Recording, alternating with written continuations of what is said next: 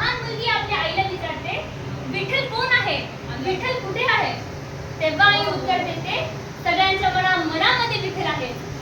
गरिबांच्या आयुष्यामध्ये उजेड आणणारा विठ्ठल आहे, श्रीमंतांना श्रीमंत करणारा विठ्ठल आहे आणि आपल्याला दिशा दाखवणारा विठ्ठल आहे. असाध्य ते साध्य करिता सायास कारण अभ्यास तुका म्हणे. अशक्य गोष्ट शक्यमध्ये उतरवण्याचं एकच साधन आहे, शिक्षण. समजा आपण मेहनत घेतली, स्वतःवर विश्वास ठेवला, तर तो विठ्ठल सुद्धा आपली मदत करतो. विठ्ठल फक्त गरिबांचा नाही, श्रीमंताचा नाही, सूर्याचा नाही, चंद्राचा नाही, धरतीचा नाही, गगनाचा नाही, तर अवघ्या भूमंडळाचा आहे. कारण विठ्ठल मानवतेचं रूप आहे आणि आपण मानवता नाही तर विठ्ठल विठ्ठलच नाही आहे. जीवनामध्ये सार्थक होण्यासाठी फक्त या 5 गोष्टी करायच्या.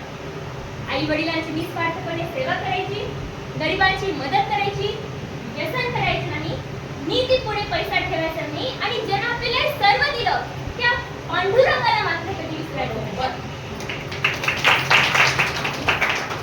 शब्द नाही धीर, ज्याची बुद्धी नाही स्थिर. समजा आपलं मन विचलित असलं तर आपल्या शब्दांना काहीही अर्थ नसतो.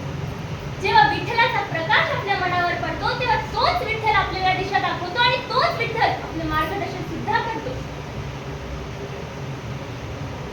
विठ्ठल एकाच जागेवर उभा असतो, त्याचे पाय दुखत नसतील का हो? पण एकाचेच प्रश्न सोडवले तर दुसऱ्यांना त्रास नाही होणार का हो? विठ्ठल युगे ना युगे एकाच जागेवर असून सुद्धा समस्त सृष्टीला आपल्या भावना आपल्या मनाच्या आरशामध्ये बघण्यात कसा प्रेरित करू शकतो? तर उत्तर असे की विठ्ठल जणू घड्याळाच्या मध्यभागी स्थित आहे.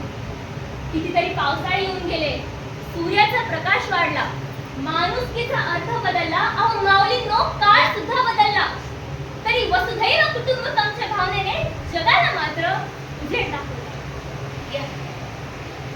Maturity lies in realizing the difference between being alive and feeling alive. जन्म आपल्या जीवनाचा अर्थ नसतो, तो रोज त्याच उत्साहानं, त्याच धैर्यानं जगण्याची भावना निर्माण होणं म्हणजे वारी सफल होणं.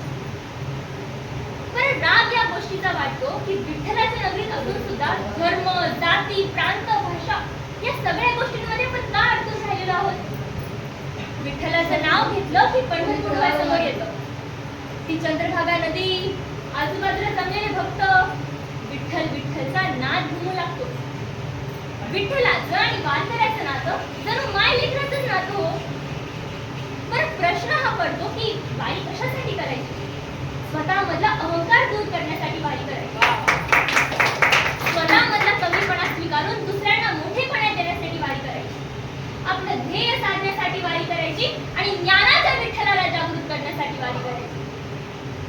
म्हणूनच म्हणतात माऊलींनो, म्हणूनच म्हणतात दिव्यत्वाची जिथे प्रचिती, दिव्यत्वाची जिथे प्रचिती, कर माझी तिथे जुळती, कर माझी तिथे जुळती. आम्हा घरी धन, शब्दांची रत्ने, शब्दांची शस्त्रे.